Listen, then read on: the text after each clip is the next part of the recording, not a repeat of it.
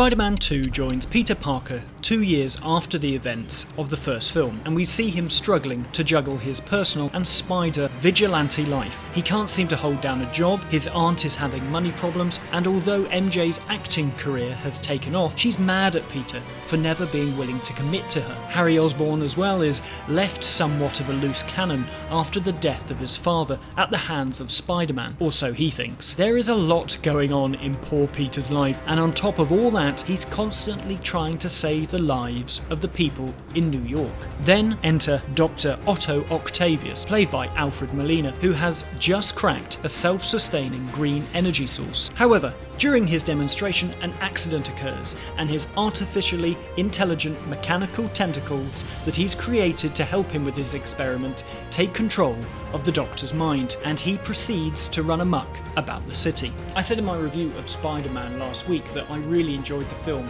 and its performances, particularly Tobey Maguire in those scenes when he's becoming Spider-Man. Thankfully, this film takes everything from the first one and just does it bigger and better, in my opinion. Even though I've seen this film a few times, I was amazed how funny I found it. The opening scene of Peter trying to deliver the pizzas on time is genius, and it's just the perfect way for Sam Raimi and his team to reintroduce the audience to the character of Spider-Man. We get nods to Ferris Bueller's Day Off and the slapstick comedy of Jerry Lewis, particularly in the scene with the very funny business of the brooms that just keep falling down. Now, I know a lot of people will either be here for the comedy or not, and Sam Raimi is definitely here for the comedy, so you need to get on board early, otherwise this film just will not work for you.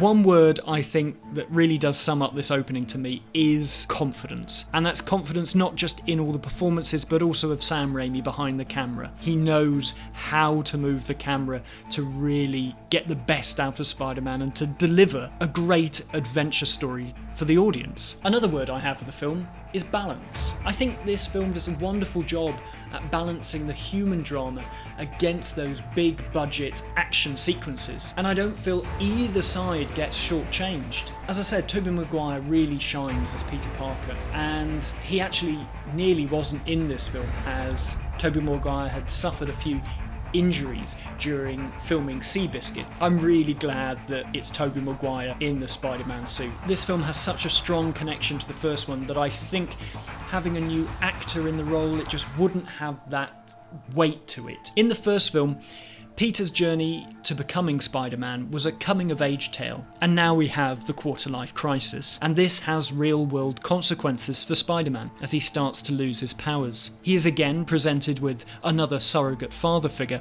in the shape of Molina's Doctor Octavius. The metaphor is extended when Octavius goes mad and ruins his life when he lets the tentacles take over his personality. These character moments are countered by some brilliantly choreographed action sequences. I love how they're sprinkled along the running time and how sometimes they just spring out of nowhere. Whether it's the fight on the clock tower or on the subway train, all the scenes are distinctly different from each other.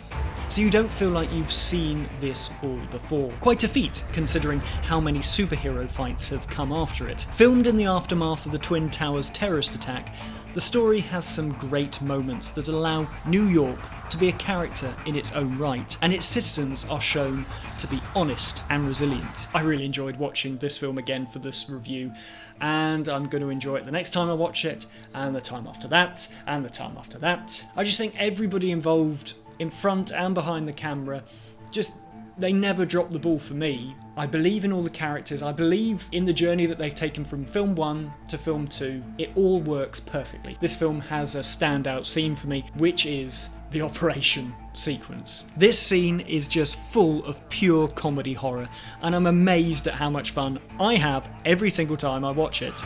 The little chainsaw there is a wink to the audience of the Evil Dead films, and of course the blink and you miss it cameo from American Werewolf in London director John Landis.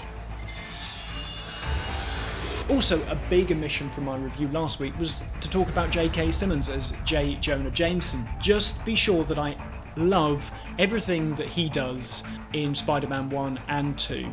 I'm on board for it. I love the comedy, I love it 100%. No, 200%. And get that man some meat. Been looking for you all morning. Why don't you pay your phone bill? Mad scientist goes berserk and we don't have pictures. Where were you? Photographing squirrels? You're fired. Chief, the planetarium party. Oh, right. You're unfired. I need you. Come here. I'm not sure whether I could call Spider-Man 2 the best superhero film of all time. I would have to rewatch a few others, including the original Superman and Dark Knight, of course. But this is definitely up there, and I think no matter the leaps and bounds that visual effects make in the coming years, I predict that this film will easily stand the test of time. Thank you very much for watching my review of Spider-Man 2, and join me next week as I round out the Sam Raimi trilogy with Spider-Man 3. I haven't seen that one as much, and I don't remember enjoying it a lot.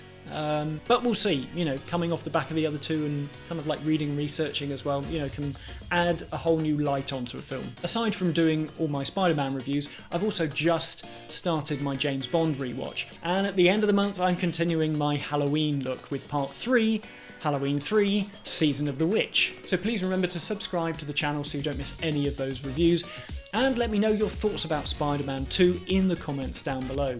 But until next time, I'll say thank you very much for watching, and I'll see you next time. Goodbye.